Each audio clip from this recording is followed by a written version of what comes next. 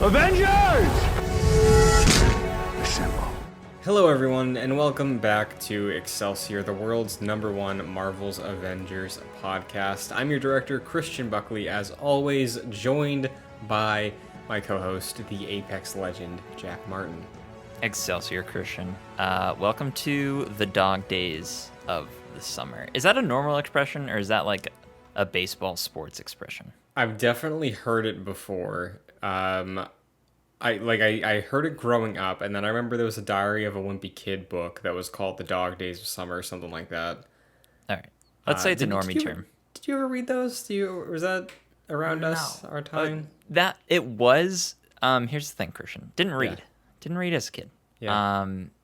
Didn't read for a while. No, there was Diary of a Wimpy Kid and Captain Underpants. Those were sort of like the two. The Scholastic Book Fair came around. I don't know if they did this, but they rolled in that cart, or they had that VHS tape where they're like, here's the trailer of all the books that are going to be at the Scholastic Book Fair. And those are always the headliners. Yeah, I remember for sure exactly all that stuff. The one that always stood out to me, because again, we're going to talk about comics today, so funny enough, it was a graphic novel, Bone. Did you ever read Bone? No, let me look that up. That doesn't sound familiar to me. Dude, Bone was like f***ed up for a kid's thing. Like it had some art in there that definitely like stuck with me. Okay. So what was like the gist of this thing? Oh, I see. it was like a that looks dark familiar. fantasy adventure thing about this character who was just a bone, like an anthropomorphic bone. Yeah. It was Okay. really cool, but The definitely art looks really familiar. Yeah. That's odd. So anyway, Marvel is a thing that exists. We're in like speaking of hangover again, we're in like the hangover after the announcements of San Diego Comic-Con. So it feels like what's even going on at this point? Yeah, it's funny because this tone and energy is the same thing that myself and Mike Connors have dealt with Jedi Knights, our Star Wars show, because Yeah. there's been nothing since Celebration. And Andor got pushed till September. Yeah, so You guys must be like, what's happening? Yeah, so I think we're actually recording later today. I think we're going to talk about that trailer and the delay, but that's like all that we got lined up, so. Fantastic trailer, by the way. I still haven't watched it. I was going to wait to watch Whoa. it until like right before we recorded, so. All right, yeah, you gotta watch it. Yeah, I'm excited. I'm excited. If you told me in the beginning of the year, or like before Boba Fett, that Andor was gonna be, I think, the best looking show released for Star Wars on Disney Plus, I would not have believed you. But like even the first trailer that they showed, I was like, whoa, what? This is really surprising. For sure. And Andor's kind of relevant because one of our stories for later in the episode is a direct result, I believe, of Andor. But before we get to any of that stuff, Jack, let's talk about Marvel's Avengers, what's going on in the game this week. So let's crack open Fury's report. First up, the Tachyon Anomaly is the event running this week. So from today as a recording, August 4th through August 11th, you'll be able to run the Tachyon Anomaly missions. There's a daily quest that will get you 500 additional units for completing it. Shipments are back with an Iron Man 3 Mark 42, I think, or Mark 43. It's the gold one. It's the really cool gold one on the sofa from Iron Man 3 that is back as a shipment. And Crystal Dynamics has been so generous because currently, from now until the 18th, when the shipment is this specific suit, shipments are going to be half off, so rather than 100 to roll, you're going to be able to get one for 50. So, what is the math? What is the math on the maximum amount of shipments you have to roll to fully, completely guarantee you're getting this suit? Is it 100 or 200? For this one, it's 50 now. No, sorry. I mean, because remember, it's like if you get stuff from every shipment, but the highlighted thing will drop guaranteed with X out of 100 openings, I think. It used to be 100, and now this is saying that I think it's because it's a repeat.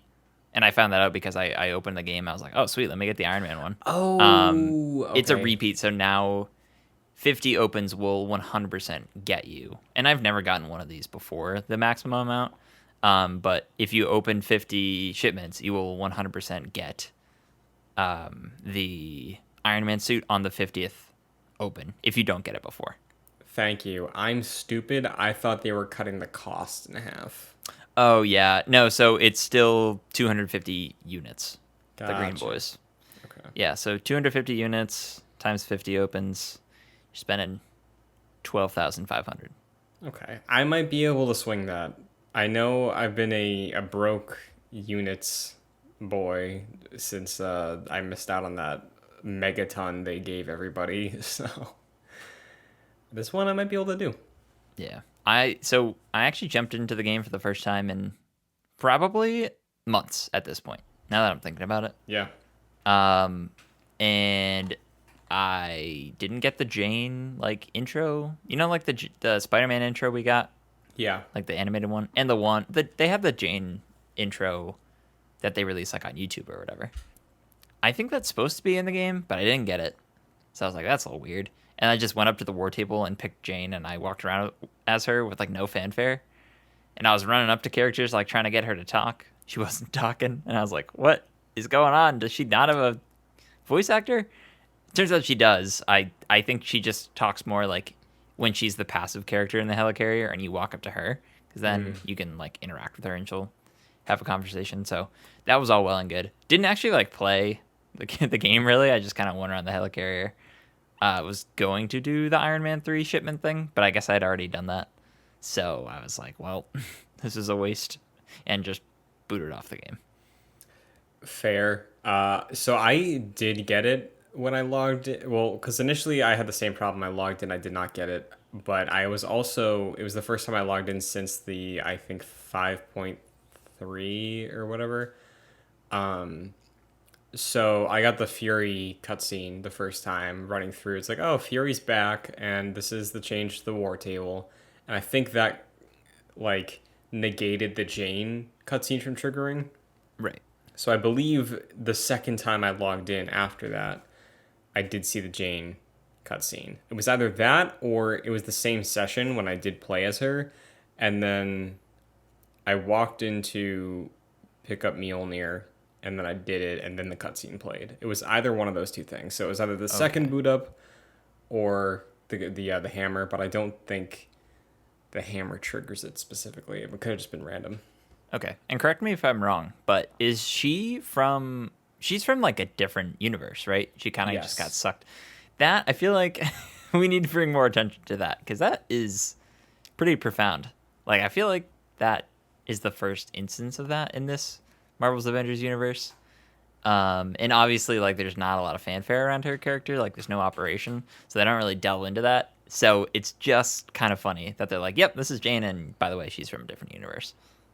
Yeah, it's very strange. Like, if it was any other scenario, I think that conversation would be so much more exciting because it's like, oh, they could pull in things that like maybe are like guest character. Maybe we get like Peter Quill from the Guardians game because it's multiverse stuff. Maybe we get other guest characters, but like no, it's probably just because they didn't have a Jane Foster, or maybe they referenced Jane Foster in the comics, so like it would have not made sense in their universe. So like it was an easy out, no strings attached. Okay, Jane, we know Jane. We as an audience know Jane. We don't have to establish her in this universe to build up to that. There you go. You know.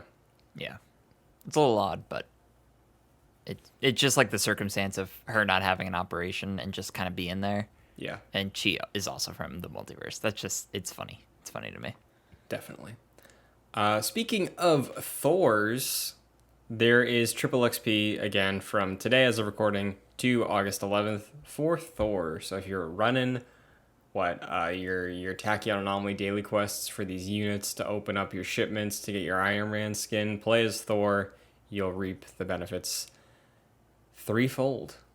So, what's going on in the marketplace? More horniness, Christian. More horniness. The swim trunk, Thor swim trunk. Well, all of these are really in the marketplace, right? All the Sunny Days outfits are So kind of all in there. Maybe except Iron for Man's is not yet. okay, so it's just Thor right now, and then Iron Man's coming Yes, later. I haven't checked. I think Black Widow might still be available, but they're Yeah, doing the staggered rollout. So I imagine next week we'll probably get Iron Man, and then they'll probably be featured for a week after that, and then we'll get gotcha, something else. gotcha. Yeah, this is like kind of the first time they've had multiple character like themed drops in a while. Remember they used to do those and be like, "What is going on with these?" And then Yeah, it just dude. quietly disappeared. This is like There, the return of that. there's still some we never saw fully, I think. Right? Yeah, like some that were leaked. Yeah, like I'm thinking of the Clint Barton Western shirt, you know, Yeah. and some of those things. Hulk with a cowboy hat. I don't know if that was real or if he made that up, but yeah, dude. Yeah, I can't remember if this is a Mandela effect. Did they ever have like a Western, like cowboy themed week or two? I think they started to, because like the costumes definitely leaked, and then I think there was like a Roadhog Captain America that was like, oh, maybe this is his version of the Western thing, and it's just sort of like Southwest America is the theme, not necessarily cowboys, but I don't know. Yeah, I'm struggling to remember at this point. Yeah, I'm gonna research a little bit, but we also have another sale running through the marketplace. Nameplates through the 11th are half off, and there's also continuing 50% off skips and activations for hero challenge cards. So if you're tired of grinding out your challenge card for a character, you want that level 50 or level 40 ultimate skin, half off. Drop some money. You'll get it. Instant gratification, Jack. That's what these gamers always want these days. Sure, I get that. Christian, quick vibe check on this game. It seems like vibes are at an all-time low. I mean, personally, I haven't been playing it much. However, a friend of the show, Omar Nakvi, he was saying that he wanted to play the War for Wakanda expansion.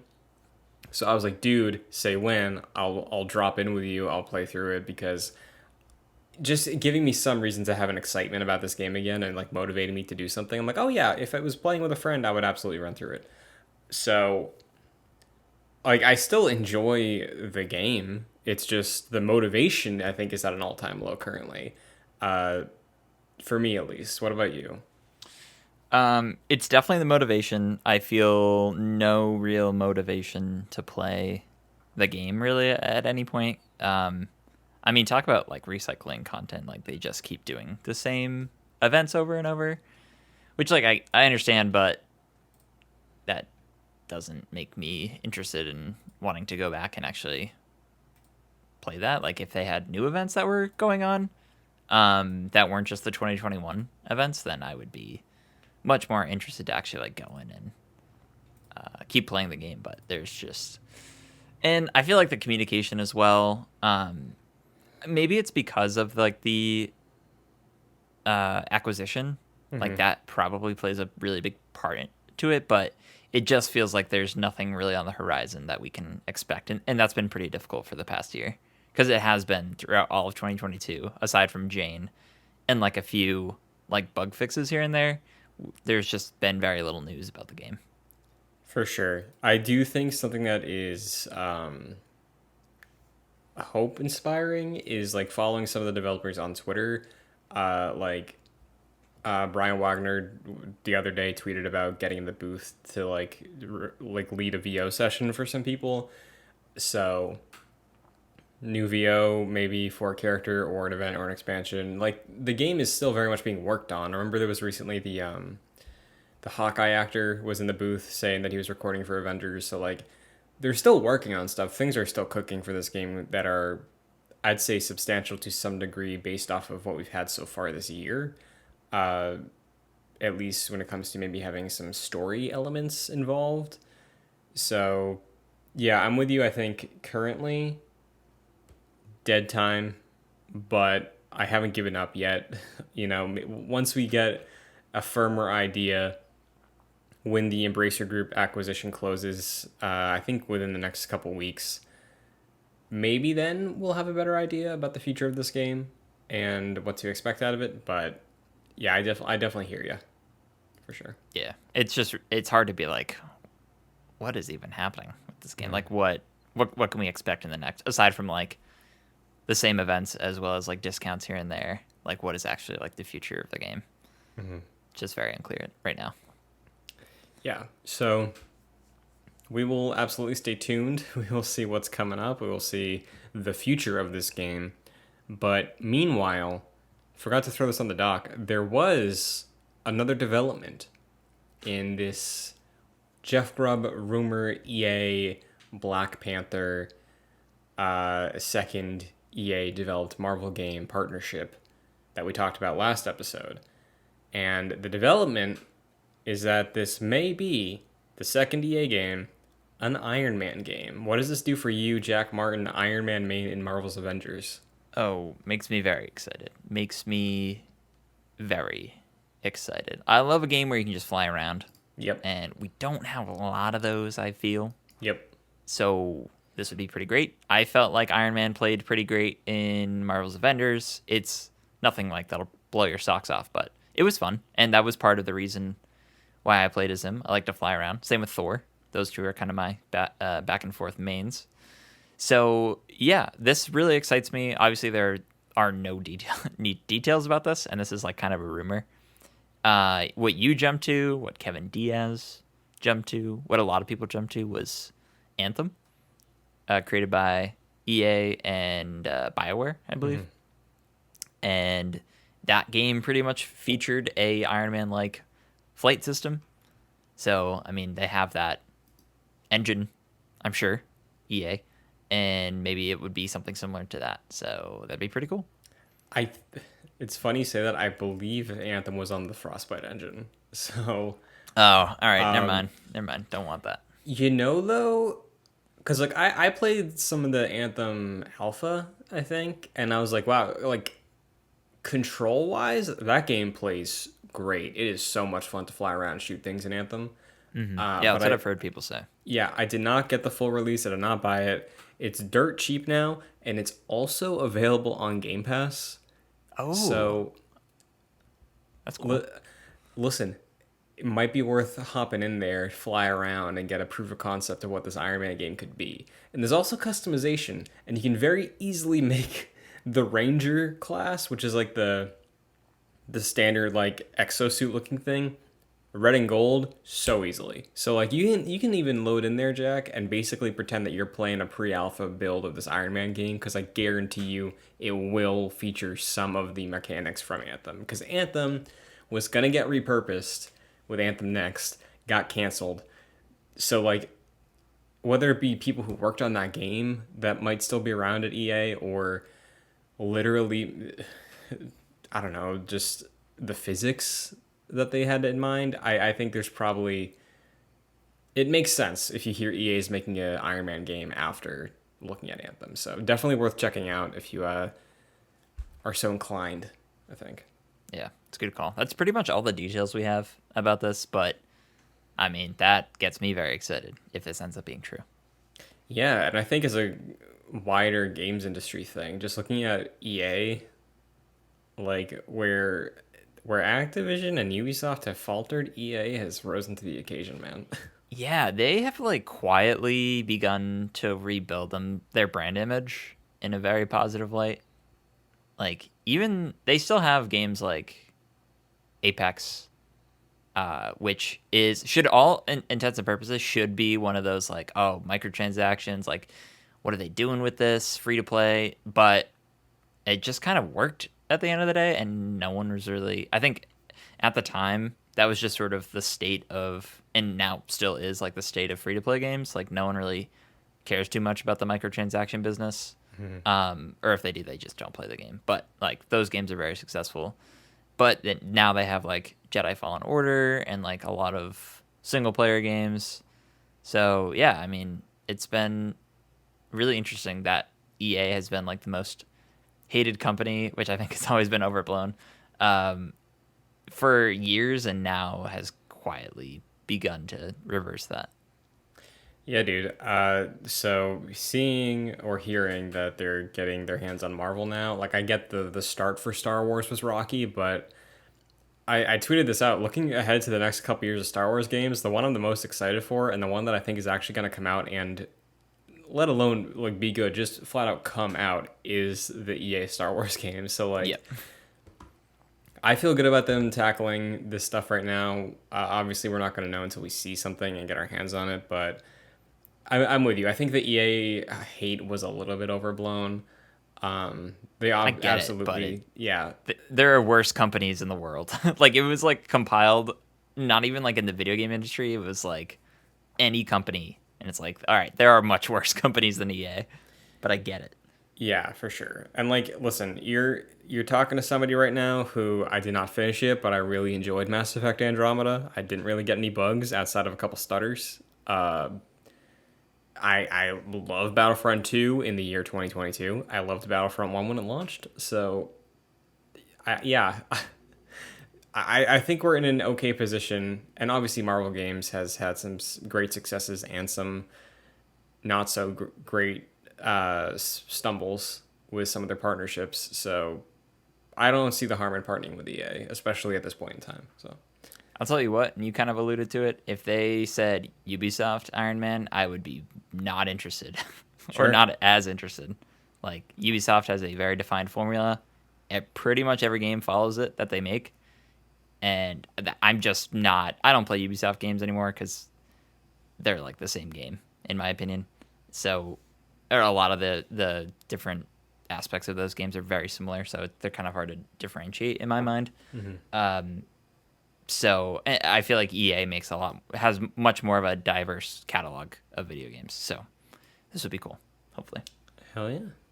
Well, in addition to that, meanwhile, we've been hearing a lot of information about the MCU this past week. I'm calling this, Jack, Phase 6 leak week because every single thing, with the exception of one of these bullet points, is a leak or a tidbit of a MCU project that was not slated. So definitely not Phase 5, probably Phase 6. Filling out that, what was it, 8 projects left unclaimed after Comic-Con? Sure, sounds right. So, let's save the non-relevant Phase 6 League Week story to the end. But Okay. first up,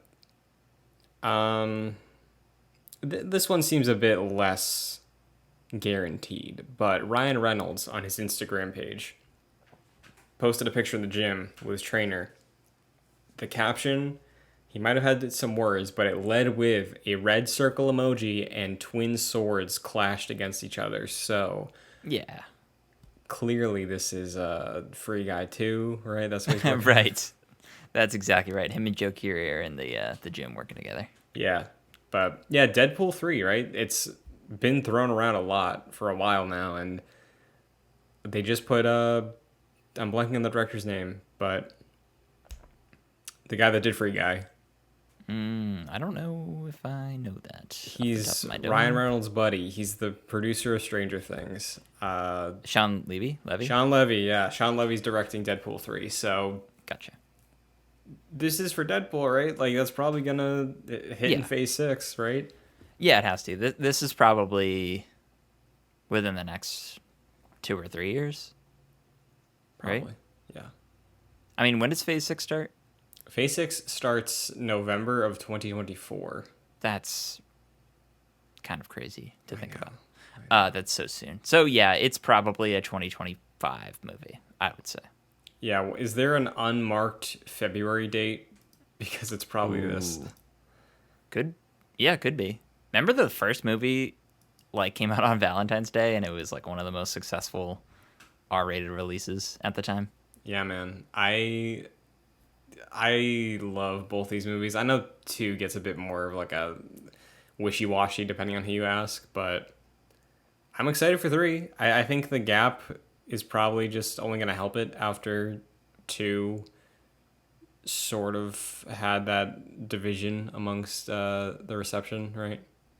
Yeah. I like 2. Yeah. 2 is enjoyable. So And Ryan Reynolds, very similar guy to uh, who plays Venom? Tom Hardy. Tom Hardy. They're both. I think they're both producers on these movies. But even if they're not, they are both very much into the characters. Like Ryan Reynolds is very much like ingrained in Deadpool and like the direction of the character. So I'm glad he's getting another stab at this. I feel like if Disney didn't buy Fox, this movie would have already been out by now. Yeah, absolutely. I think you're right. I'm also curious to see because obviously, like coming into the MCU, Deadpool's gonna have so much more opportunity to like. It's a comedy. It is very fourth wall breaking. There's a lot of opportunity for what could happen, what could be done in this movie. So I wonder if they position this as the final Deadpool movie or if this is like sort of the start of a new, not trilogy per se, but like sort of how like Ragnarok came out and it didn't really act like the end of a trilogy. It was like, oh, this is like the new identity and we're probably going to make a trilogy out of this sort of thing. Sure, yeah. And I'd imagine he's going to start popping up more, have like smaller appearances throughout different movies going forward. The new Stanley cameo, Jack. We got to make Yeah, it happen. you've been pushing that. I feel like that's a really good. That'd be really funny. I hope You so. can do a lot of funniness with that. I truly, truly hope so. Not necessarily funny as much as interesting. Director Mohamed Diab and Oscar Isaac have been spotted in Cairo, and they are teasing Moon Knight Season 2. Are you surprised? No, I'm not. It's interesting that a lot of Phase 4 projects did not get like the sequel announcements. Like Moon Knight, Eternals, we'll get to Eternals, and like Shang-Chi, for example, didn't get the sequel announcement at San Diego Comic-Con. But like with this and what we're going to talk about with Eternals, like we're obviously getting sequels, and the MCU is set up in a way that there's probably always going to be a sequel to something. So that was a little strange that we didn't get that, but maybe those are even further out. Yeah, because I mean, that would make sense if it's a 2026 thing and that's why we didn't get it, right? Because look at what you're talking about. The only project from the television series that was announced to get a season 2 was Loki. And Loki, season 2, is phase 5. It's pretty soon. It's like next summer, I think. Yeah. So, yeah, if Moon Knight is like a early or mid-year 2024 or 2025 project, then or it would be 2025 if it's phase 6. So, yeah, I think that makes sense if they're either location scouting out there right now or doing any sort of prep work, pre-production, then yeah, makes sense. And you're right about the announcement trend, right? So, Yeah. speaking of, Patton Oswalt was on, what was he on? GMA? It was like Okay. So, Patton Oswalt was being interviewed and dropped the fact that, I don't know if he said he'd be returning, but he voiced Pip. He voiced the little goblin man that shows up with Harry Styles, Star Fox, Eros at the end of Eternals post-credit scene. He's his partner in crime. He just dropped on the show. He's like, oh yeah, they just confirmed they're doing Eternals 2 and Chloe Zhao is returning to direct it. Patton Oswalt's whole brand is being like in touch with the nerd stuff, so I figure he probably follows Comic-Con, or maybe that was just an assumption. But like maybe he thought that he's like, oh, they're announcing Eternals 2 at a convention, but the convention was like D23, and then he thought it was like the Comic-Con that just happened, so maybe that's where the confusion came out. Are you surprised? Do you think anything's going to happen to Patton Oswalt? I don't know. No, I'm not surprised. I mean, think of the way worse leaks that have happened from MCU actors, like character fates that have been leaked by like Spider-Man or by Tom Holland or like Mark Ruffalo, like sort of the notorious leakers. So Yeah. I think this isn't that big a deal. It is really funny though that he's like so confident, like, yeah, they just announced it, so can't wait for more adventures of Star Fox and Pip. And everyone watching this is like, no, they did not. They did not announce that. You just did though, so thanks. Yeah, and again, Phase 6 makes a lot of sense that they show up once again around then, right? Because I think, well, Phase 6 does start with Fantastic Four. I believe that's the last movie of the year. So Phase 6 in its entirety is mostly 2025. Right. Yes. But yeah, Eternals 2. Are you excited about Eternals 2? Are you interested in the prospect of Eternals 2? No, not at all. But I am interested in like a potential rebound for this. I don't know. I had a lot of issues with Eternals. I didn't like hate it or anything, but I feel like it was one of those things where Guardians had a really good job of like introducing a rather large cast and making sure that you liked every character. And by the end of Eternals, I really didn't like any of the characters, and that was unfortunate to me. That was kind of the big letdown. So maybe like, I mean, technically there's a smaller cast, um, potentially. So maybe we can hone it in a little bit more with the characters we have left, following some of the fates of those characters in the first movie. So that's, I mean, there's a chance for me to be like, okay, now I actually like this. But yeah, no, not really excited. But what about you? Yeah, I'm stoked. I recently rewatched Eternals, and I really like the movie. I my main issue is the deviant, the main guy. We did not need that dude involved. He No. took up like an extra 20 minutes that we could have spent on like letting the past stuff breathe. That's my main criticism of the movie. Like I think some of the timing and dedication of certain characters was misplaced, and I would have liked it distributed a little differently. But in terms of what it did and like how it went against the grain, I really liked, and I did enjoy a couple characters out of that cast, which I'm excited to see return. And I think a benefit is probably that now that they're established, for the most part, with the exception of Star Fox, we probably aren't going to get much of the flashback stuff this time around. So I don't know if that helps change your expectation going in at all, but I'm definitely curious to see how they follow up after being.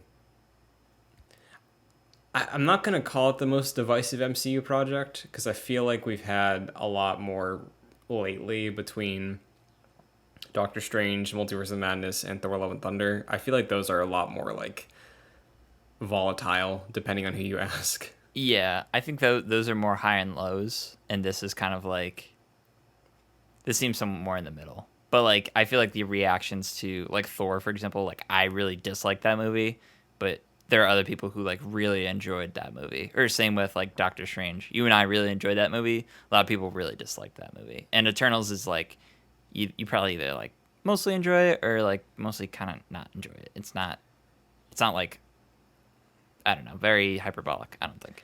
Yeah, like I feel like even when it came out, and since then, most of the dissenting, well, I don't even know if it's dissenting because it seems pretty split. Uh, the people who didn't really enjoy Eternals were kind of just like, I wouldn't watch it again. Like, Yeah. it was fine. It's kind of where I'm at. And I haven't watched it again, but maybe I will.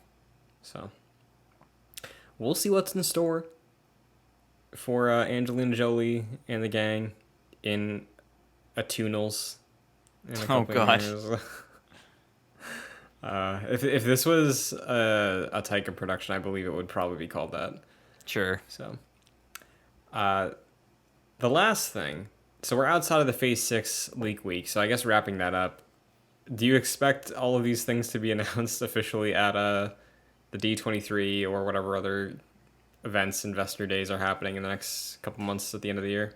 Yeah, it seems like it. And it seems like all of the like phase 4 projects that don't have a sequel announced yet will probably get that. Yeah. So like this plus some other things. Like Spider-Man. what's yes, but well, yeah. I wonder if Sony does that though. That's a good point. Sony could do that. But I'm thinking, like, what's Haley Steinfeld going to be up to? Like, Yeah, sure. she get a Hawkeye too? Things like that. Sure. So we will stay tuned on that front. But in the meantime, we got a development in the release schedule for Disney Plus and Marvel.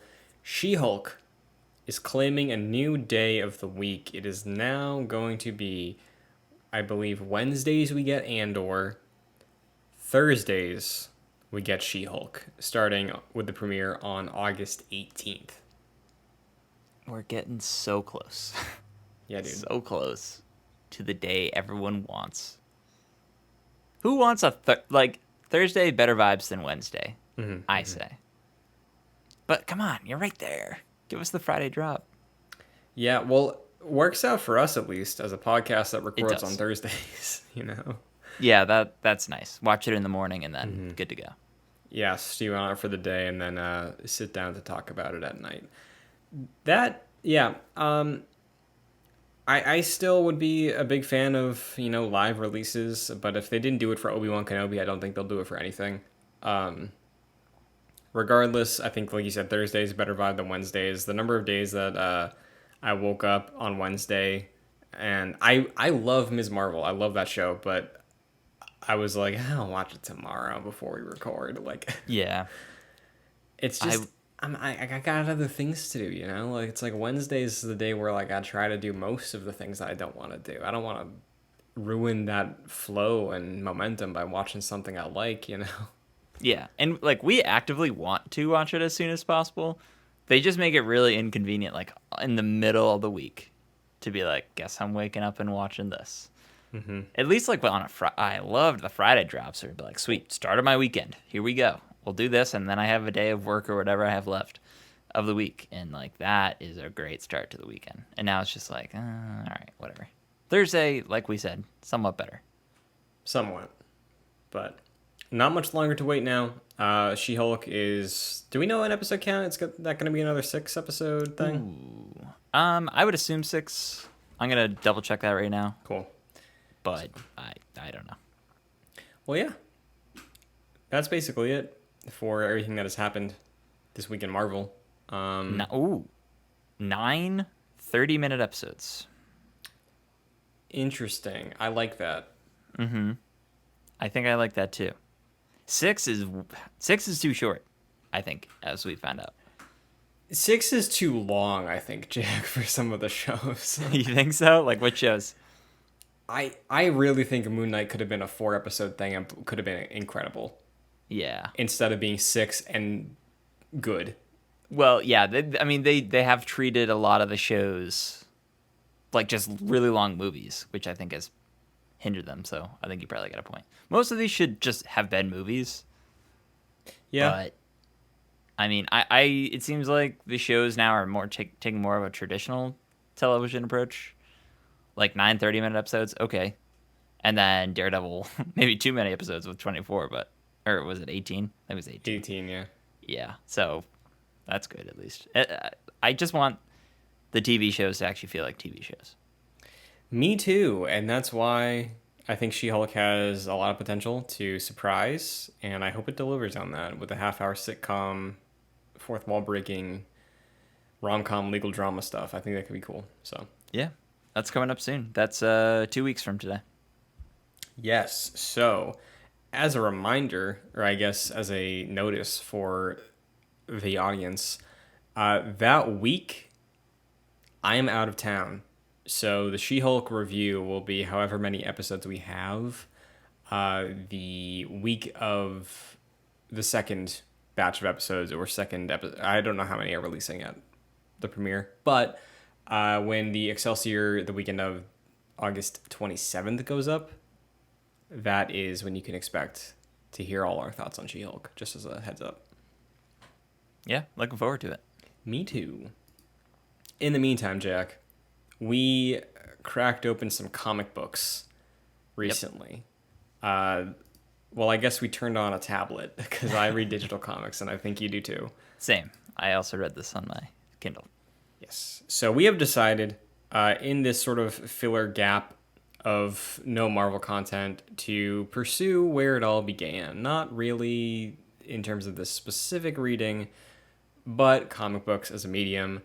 There's a story that I have read a couple years ago when it came out that I really enjoyed, that I've talked to you about a bit. So we decided to read Spider-Man Life Story, dividing it into two separate conversations. So this episode, you're getting Spider-Man Life Story issues 1 through 3. Next time you get an episode of Excelsior, you will hear episode or issues 4 through 6 discussed.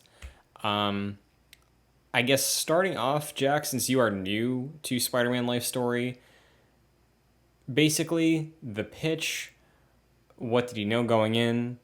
How's it living up to your expectations about that? So I knew you described it like it was by the decades, so like 60s, 70s, 80s, and so on. I was thinking more it was like vignettes of like what was this incarnation of Spider-Man like in the 60s. But what I found out was it's the same Peter Parker throughout the years, which I think is really interesting. Like starting off him in the 60s, like more of a throwback to the old school comics of him in high school.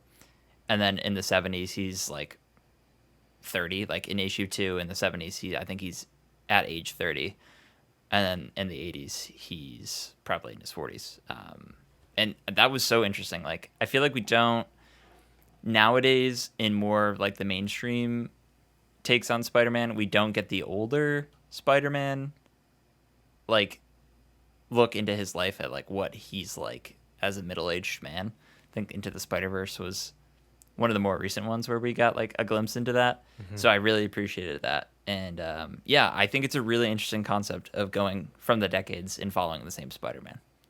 Yeah, and it's definitely in its own multiverse. It's not like canon Spider-Man stuff, because as we'll get into, we're sort of like hitting on beats that we're familiar with as fans of Spider-Man that are very pivotal for his life, just being repurposed and slight variations on things to serve the multiple decade popping into check with Peter Parker throughout his life approach that this story takes, which I think is cool and surprising for people who are very familiar with Spider-Man, even like anecdotally some of his big stories that we don't have like firsthand experience with.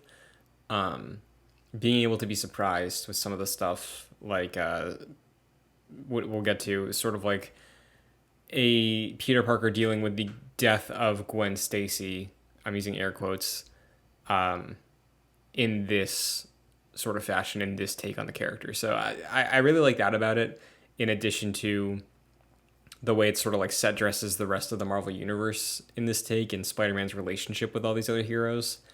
I think it's super cool. I think it's a nice isolated bubble, and where I think another sort of standalone story, Spider-Man Blue, which I'm a huge fan of, this sort of gives you a better idea into Spider-Man as the hero rather than Spider-Man, but really Peter Parker, the human, in Spider-Man Blue. That's how I personally feel about the distinction between the two of these. Sure. I was actually wondering about the tie-ins with the greater Marvel comics in this. Like, they do touch on, like, Secret Wars, as well as at the very end of issue 1, it was, like, Captain America in Vietnam. Mm-hmm. Did those, like, tie in to comics outside of this? Because I was, like, the typical comic thing of, like, oh, this is just a lead-in to, like, a side comic that you should go buy. Like, you can turn to the end of the comic book and you can go find out where to buy that issue. Like, that's kind of what it seemed like to me in a way. Like, was there a Captain America issue or comic series based off of, like, where we find him in this? And, like, is the Secret Wars tie-in, is that tie-in to, like, the actual Secret Wars that wasn't that happening in 2019? Or was that earlier? So it felt like I couldn't tell if it was like what you're saying, like the nods to what was happening at various points. But to me, I was like, oh, this kind of just feels like it's like we're picking up from a point from a different comic series. So it's more so, I think, the nods and just like setting the tone. I think so. I don't think you're expected to have knowledge of Secret Wars, because That's the 70s issue, right? Is where they cover Secret War stuff. That was in the 80s, where he 80s, like okay. Mary Jane has like the kids, Right. and Okay. Yeah. he Yeah. comes back with the symbiote suit. Right. So with the Secret Wars stuff, like I believe the initial run of Secret Wars, which is like the lambasted one that nobody likes, was going on in the 80s. So I think because this is a specific Gotcha. multiverse take on Peter Parker, it's like, oh, this Peter Parker also experienced the Secret Wars, and that's kind of the end of it. So, Okay, I see. I was thinking of the more modern gotcha. Secret Wars, but I think that was in 2015. So I don't think this would have even gone along with that. So yeah, you're right. It seems like it's more of a tie-in. So that sort of alleviates a little bit of my issues. Those are kind of my main concerns. I'm like, oh, like they're trying to sell me a Captain America comic at the end of the 60s run. But I actually thought that was really interesting.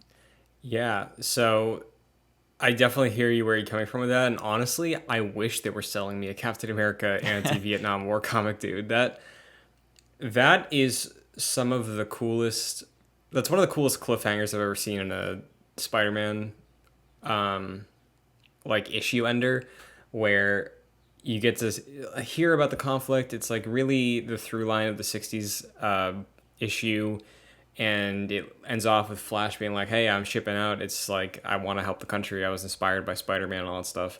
And then we see Captain America defending the Viet Cong, and it's like, oh, Captain America's anti-America. I would be very curious to see, let's say, a very introspective rated R Logan style film of Steve Rogers in his 70s alt universe stuff dealing with that.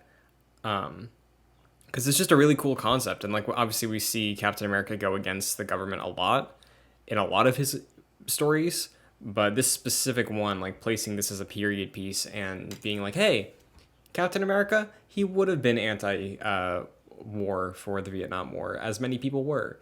Uh, that I think is just such a cool nugget of information that I would really love to see explored somewhere else. And to my knowledge, that hasn't been done. Yeah. I thought that was, in a way, unfortunately, the most interesting part of that issue. Yeah. I thought the Spider-Man stuff was pretty cut and dry, which I guess maybe that's the point. Like, it's the 60s. They're kind of just touching on, like, what you'd expect they would touch on, like, as, like, a teenage Spider-Man at that time. Yeah. We've read everything that's happened in that issue in other iterations of the character, in other like books and movies and things like that. So nothing really came as a surprise, and nothing really jumped out as interesting aside from, well, like even in Spider-Man Blue, Flash goes off to war, and I think it's because of Spider-Man's influence in some way. So like we've already gotten that, and in the new movies, Flash is enamored by Spider-Man. But yeah, really the Captain America stuff kind of was so interesting because you get that conversation of him and Spider-Man being like, shouldn't we be doing more? And Cap's like, that's what I'm trying to think. Like, I'm going over there and really I want to see what's going on. And I like him being like, no, you're doing important work here too. Like, don't feel like you're not doing anything that's not helpful. And I love like what you're saying, like at the end, realizing Cap's like went over there, figured out what was going on, and is so like idealistic where he's like, I need to do the right thing, and the right thing is standing up for these people who are being killed by invaders, essentially. So that was very, very interesting. I do think it's unfortunate that Spider-Man kind of takes a back seat in terms of the interesting aspects of the issue. Yeah, and I do think it's cool that they sort of insinuate that there's like a micro Marvel Civil War happening there too, because you see like Iron Man working with the United Yeah. States. Like I think that was very, very interesting, especially as like Tony Stark being this billionaire who we all love in the movies, but like he's definitely done some terrible things in the movies that we don't really think about or talk about much. In the comics, it's way more amplified. So Right. the idea that the man who was a war profiteer is being a war profiteer, like, yeah, tracks, like that makes sense. Yeah. It also reminds me of Watchmen. I don't know if did you ever read that or watch the show maybe? Uh, I apologize. My only experience with Watchmen is the Zack Snyder film. I'll tell you what. no need to apologize. That's Zack Snyder's best movie. Hey, It's really good. yeah. But in that like canon, I suppose, like the heroes went over to Vietnam and like won the war, and Vietnam became like the 51st state of the United States. So like that kind of reminded me of that. But this was a little more like there was a clear division with like some of the heroes not really knowing what to do and taking other sides as we saw. So that was cool. I agree. The 70s issue dives a little deeper into some of the weirdness of Spider-Man, where they adapt some of those things that I was talking about. Because you're right, the 60s one is definitely like, oh, this is teenage Spider-Man, high school Spider-Man, dealing with teen drama stuff in this period.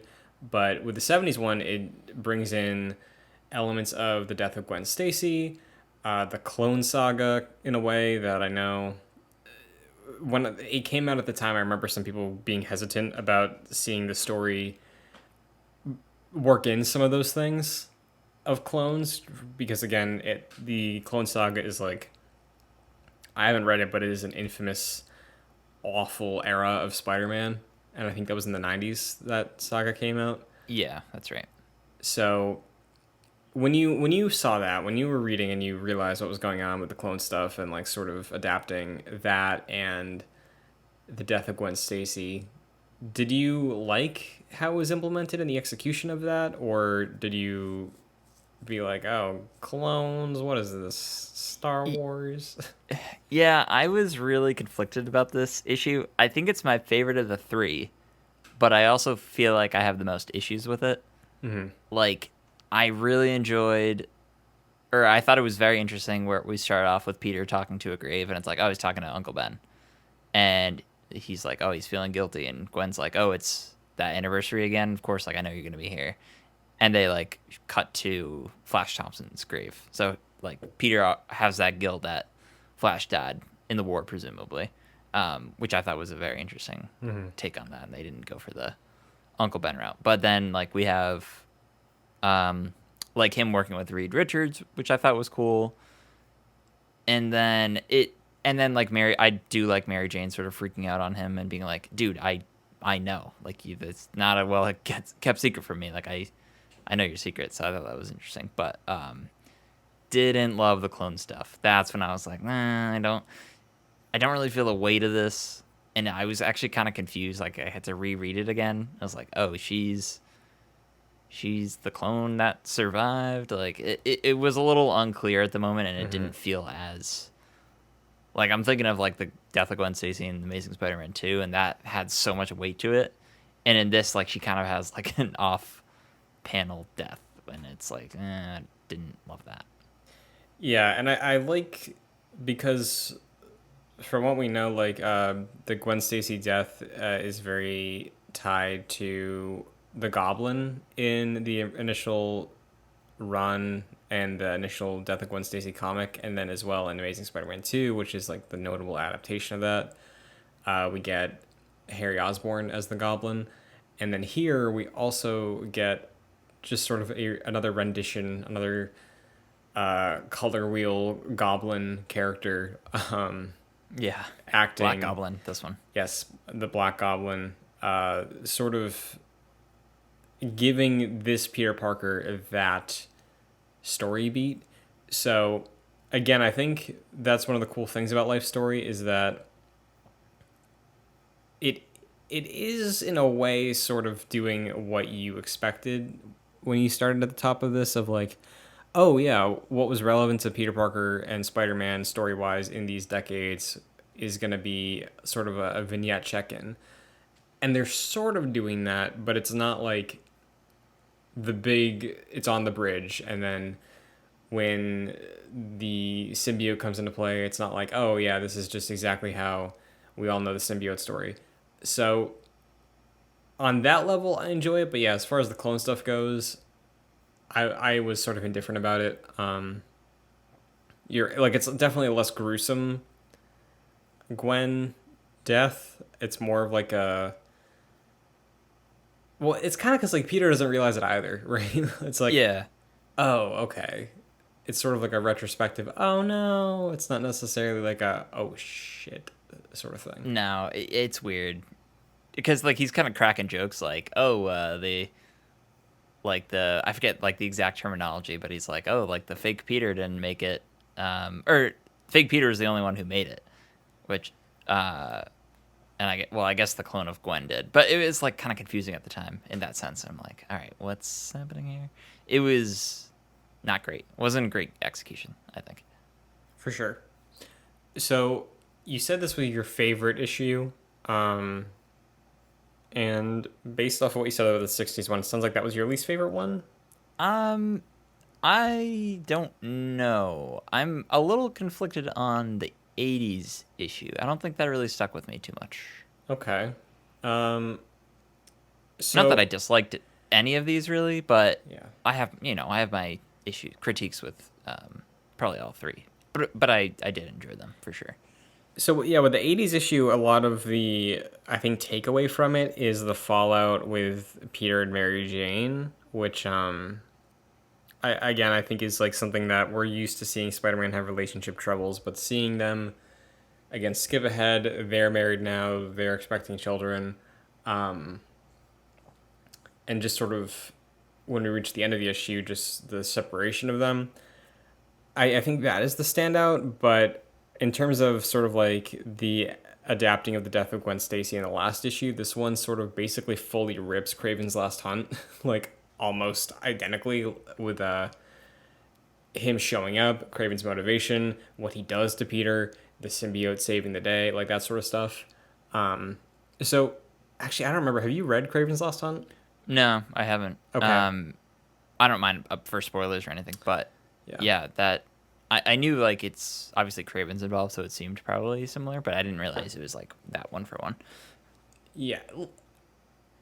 One to one isn't exactly the correct phrasing, so let me like backpedal that a little bit, but like it's fully evocative. Like Right. think of oh, what's a good example of this? I was gonna try to compare it to like a video game remake that doesn't change that much, but like it's still like you'd get something different if you experience the original versus the remake, like that kind of thing. Yeah. Like So maybe Resident Evil 2. yes, great example. Not that I've played the original. I'm playing through the remake right I know. now, let me tell you. Great I haven't fun. either, but yeah.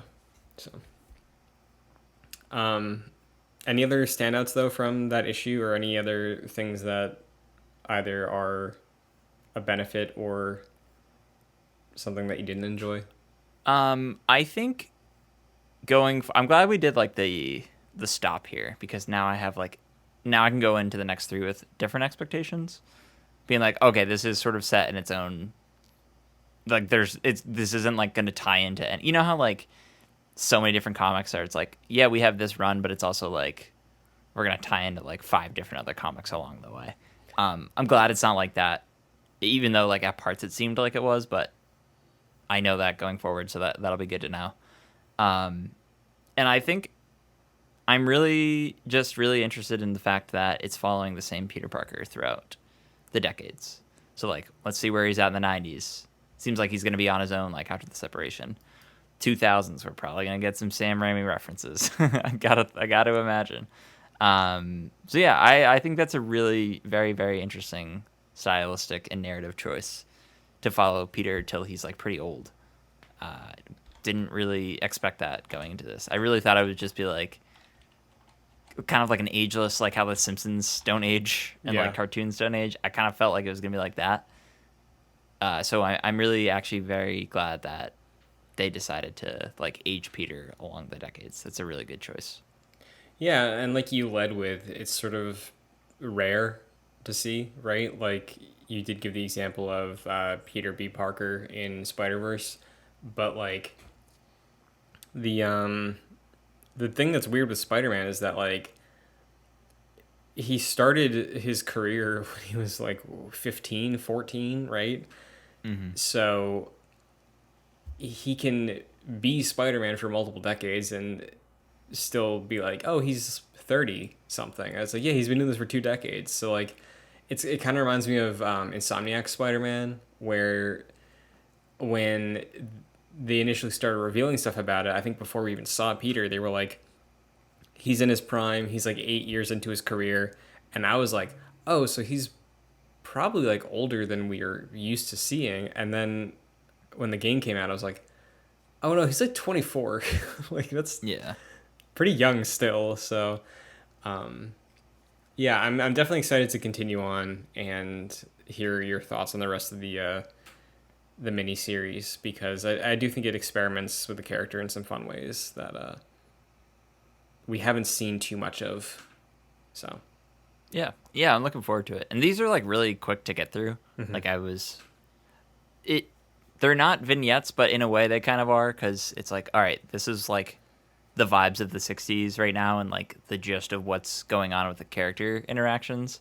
And now we're in the 70s, and like what do you infer has happened between that decade and like now the 80s? Like, oh, they've married, they're having kids, their relationship is like really not great right now. So I think that's a really, really good insight, and like filling in the gaps between the decades is really pretty interesting as well. So I'm really enjoying it so far, even though I have like some critiques here and there. nice. Yeah, this is definitely between the Spider-Man like miniseries books that I've read. Blue is still my number one, and this is probably like it's up there. I don't know if it's like immediately right behind Blue, but I am a fan of Life Story. I think it's a fun take on the character, and yeah, we will have more to say once we explore the 90s, 2000s, and 2010s. So Yeah, looking forward to it. hell yeah. Well, Jack, until then, where can the agents of Excelsior find you? Sure, you can follow me on Twitter at FascinatedJack. What about you, Christian? You can find me on Twitter and TikTok at Chun2D2. You can find the show on Twitter at ExcelsiorJC, or you can find it on YouTube when the video version goes live every weekend. You can find it on Apple Podcasts, Spotify, Google Play, anywhere you listen to podcasts. Just look up Excelsior, Avengers Podcast, Marvel's Avengers Podcast, or JoyClicks. You will find it. You can also rate a review on that platform of choice, because it's very easy, it's very quick. Just takes a second, helps us out. We appreciate it very much. And if you want to support the shows even more, you can do so by going to patreon.com/joyclicks at the $1 and $5 tiers. $5 will give you producer credit on every show we produce, like Aaron Easton and Jose Garcia. So thank you very much. And that will do it for this week's Excelsior. Jack, as always, it's a pleasure. Yes, always a pleasure. And we will fill another gap with Spider-Man, as we always do. Looking forward to She-Hulk, but until then, Excelsior.